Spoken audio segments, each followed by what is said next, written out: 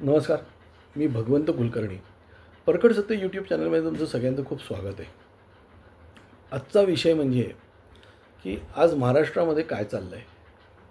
म्हणजे महाराष्ट्रामध्ये एक खूप चांगलं काय म्हणतात त्याला स्ट्रॉंग बळकट सरकार आहे. चांगलं नेतृत्व आहे. काय विजनरी नेतृत्व आहे आपल्या देवेंद्र फडणवीसांचं. आणखीन त्यांच्या गव्हर्मेंटवर पूर्ण कमांड आहे. जरी युतीचं सरकार असलं, एकनाथ शिंदे किंवा आता अजितदादा राहिले नाहीत, पण सुनेत्रा वहिनींचं त्यांना हे असलं तरी त्यांचा संपूर्ण ह्याच्यावर पूर्ण कंट्रोल आहे. आता हळूहळू कुठेतरी भाजपने स्वतःचं अस्तित्व सगळीकडे निर्माण करायला पाहिजे. आज तुमच्याकडे 133 प्लस काही 4 म्हणजे 137 138 आमदार आहेत. पण हा विस्तार व्यापक कसा केला जाईल ह्याच्याबद्दलचा खूप मोठा विचार करायला पाहिजे. म्हणजे याच्यावर मी बोलणार, म्हणजे याच्यावर मी मागे पण बोललेलो आहे. आता कुठेतरी थोडेफार निष्ठावान लोकांना थोडं कुठेतरी विचारायला लागलेले आहेत असं दिसून येतं आहे. काय पण हे आणखीन वाढवलं पाहिजे. आज सहकार क्षेत्र तुमच्याकडे नाही भाजपकडे, आणि जे सहकार क्षेत्र तुमच्याकडे येऊ शकतं त्या सहकार क्षेत्रामध्ये तुम्ही काहीही करून तुमचं वर्चस्व आणलं पाहिजे. आजचा विषय आहे हा. मी कोल्हापूरच्या गोकुळच्या विषयी बोलणार आहे. कोल्हापूरला गोकुळच्या निवडणुका लागलेल्या आहेत. 2021मध्ये याच्या आधी निवडणुका झाल्या होत्या. त्या 2021च्या निवडणुका PPE किटमध्ये झालेल्या निवडणुका आहेत आणि त्याच्यामुळे काही लोक दगावलीसुद्धा गेली त्या निवडणुकांमुळे. ज्यावेळेस आपले काय म्हणतात त्याला नंबर 1चे मुख्यमंत्री, आता खालून का वरून माहीत नाही मला, उद्धव ठाकरेंचं सरकार होतं आणि त्यांच्या सरकारमध्ये बंटी पाटील आणखीन तुमचे हसन मुश्रीफ एक होऊन त्यांनी त्या निवडणुका लढवल्या.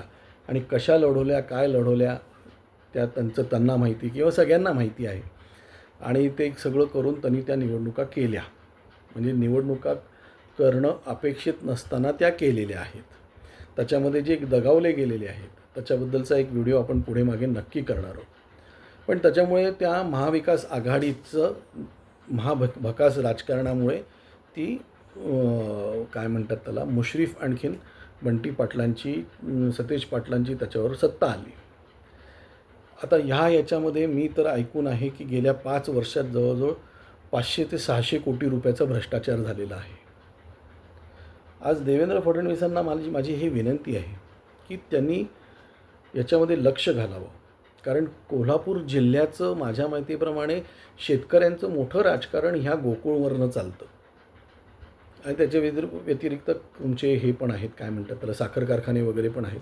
पण गोकुळ हा संपूर्ण तुमच्या कोल्हापूर जिल्ह्यासाठी एक संजीवनी असल्यासारखं आहे. म्हणजे एक 4000 कोटीचा टर्नओव्हर असणं कुठल्याही संस्थेचा काही काय म्हणतात त्याला छोटा मोठा नाही आहे. आणि ह्या गोकुळमध्ये आजपर्यंत महादेवराव महाडिक म्हणून जे ग्रस्त आहेत याच्यामध्ये, जे पूर्वी आश्रमी जे काँग्रेसचे आहेत, आता त्यांचे चिरंजीव भाजपमध्ये आहेत, त्यांचा पुतण्या भाजपमध्ये आहेत. ते स्वतः कुठे आहेत मला माहिती नाही. पण त्यांनी हे गोकुळ वरती आणलं आणि एकेकाळी ह्या महादेवराव महाडिक या गृहस्थांकडे एक हाती सत्ता होती. मग ह्या महाडकांची मदत घेऊन देवेंद्र फडणवीसांनी सत्ता का नाही आणत आहेत ते. आज जे पेपरमध्ये येतं आहे किंवा जे मला याच्यावरनं कळतं आहे, यूट्यूबवरनं वगैरे जे कळतं आहे किंवा माझ्या सोर्सेसमधनं माहिती आहे की चंद्रकांत पाटील हे मुश्रीफ आणखीन इतर लोकांशी ते चर्चा करत आहेत किंवा मुश्रीफ आणखीन एकनाथ शिंदे वगैरे हे एक होत आहेत. माझं एक म्हणणं आहे की मुश्रीफांचं तिथे काय आहे. हे राष्ट्रवादी काँग्रेसचं म्हणजे आज तिथे सर्वाधिक आमदार असतील तर ते भाजपचे आहेत. त्याच्यानंतर कोल्हापूरमध्ये नगरपालिकेमध्ये सत्ता भाजपची आहे.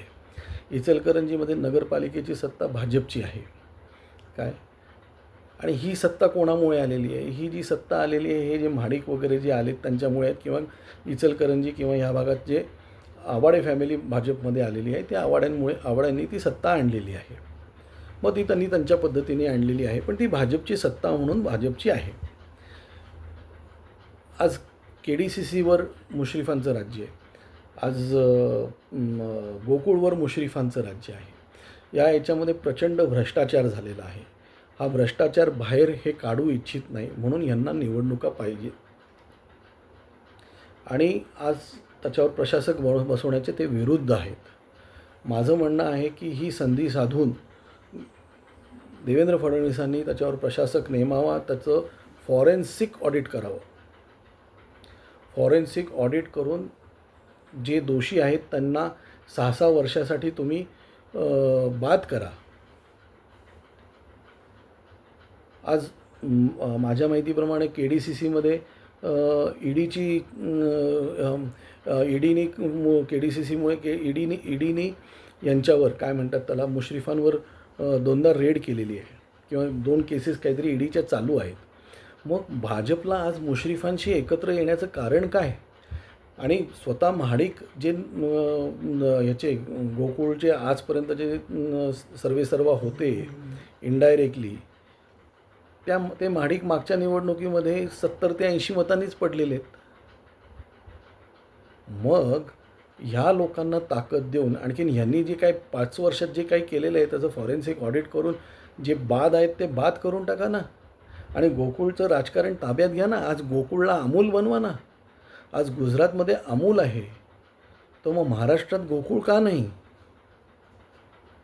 महाराष्ट्रात गोकुळ निर्माण करायचं असेल, महाराष्ट्रातलं गोकुळ अमूलच्या वर न्यायचं असेल तर हे मुश्रीफ, बंटी पाटील ही जी काही महाविकास आघाडीची सत्ता आहे ही काढून टाकली पाहिजे. मी असं पेपरमधनं वाचलं होतं की चंद्रकांत पाटील ह्या लोकांशी चर्चा करतात. यांच्याशी चर्चा का करायची? तुमची ताकद आहे ना. आणि माझं म्हणजे ठीक आहे, पण आज चंद्रकांत पाटलांचं कोल्हापूरमध्ये फक्त त्यांचं घर आहे, बाकी ते आमदार पुण्याचे आहेत. आणि कोल्हापूरमध्ये त्यांना कुठेही यश आलेलं नाही आहे. रादर त्यांना कुठेच यश आलेलं नाही आहे. ते कोथरूडचे आमदार झालेले ते केवळ काय म्हणतात त्याला, आता मला बोलायचं नाही कोणामुळे आमदार झालेले आहेत ते.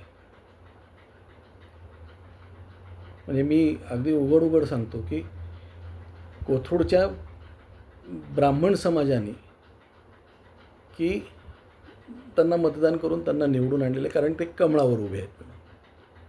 त्याच्यावर कधीतरी वेगळा व्हिडिओ बनवू. पण आज गोकुळ हातात घ्यायला देवेंद्र फडणवीस मागे पुढे का बघतात? आज एवढे भ्रष्टाचाराचे आरोप होत आहेत. ते शिवाजीराव पाटील ते तर ईडीची चौकशी करायला मागत आहेत. आणि या संपूर्ण याच्यामध्ये मला एक कळत नाही, महादेवराव महाडिक किंवा त्यांचा गट किंवा त्यांची मुलं किंवा त्यांचा पुतण्या किंवा ते आवाडे किंवा इतर जे भाजप समर्थक आहेत हे गप्प का? हे का नाही काही बोलत? आज आपल्यामध्ये ही क्षमता आहे की, म्हणजे मी गुजरातमध्येही राहिलो आहे, मला गुजरातही चांगलं माहिती आहे. आणखीन महाराष्ट्रात, मी मराठी आहे, महाराष्ट्रात माझा जन्म झालेला आहे, मी वतनदार आहे महाराष्ट्राचा, मला महाराष्ट्रही चांगलं माहिती आहे. म्हणजे आयुष्याचं निम्मे वर्ष मी गुजरातमध्ये राहिलो, निम्म आयुष्य मी महाराष्ट्रात काढलेलं आहे. तर मला दोन्हीकडचं चांगलं माहिती आहे. गोकुळची पात्रता ही अमूलच्या वर जाण्याची आहे. आपण का नुसतं त्याच्यामध्ये हे राहिलेलो आहोत? ती सत्ता घ्या. माझी देवेंद्र फडणवीसांना विनंती आहे की त्यांनी प्रशासक बसवावा. आणखीन एक हायकोर्ट जज, म्हणजे माझ्या कानावर जे आलेले आहेत की 3 प्रशासक बसवायचे, त्याच्यामध्ये एक रिटायर्ड हायकोर्ट जज बसवा, एक रिटायर्ड IAS ऑफिसर बसवा जो दुग्ध विकासातला असला पाहिजे, आणखीन एक तिसरा कोण पाहिजे तो बसवा. पण हायकोर्ट जज एवढ्यासाठी की त्याला कायद्याचं ज्ञान असेल, जुना दुग्ध विकासचा IAS कोणतरी कमिशनर ज्याला दुधाचा हे असेल, आणि मग एक जनरल तुम्हाला कोणाला बसवायचा तो बसवा. पण ही 2 लोकं महत्त्वाची आहेत. माझ्या दृष्टीने भाजपचे जे पुढारी आहेत तिथे, म्हणजे तुमचे काय म्हणतात त्याला, आवाडे, महाडिक, पाटील, ही लोकं जी आहेत, यांना फ्री हँड द्यावा की हे कुठल्याही परिस्थितीत निवडून यायला पाहिजे म्हणून.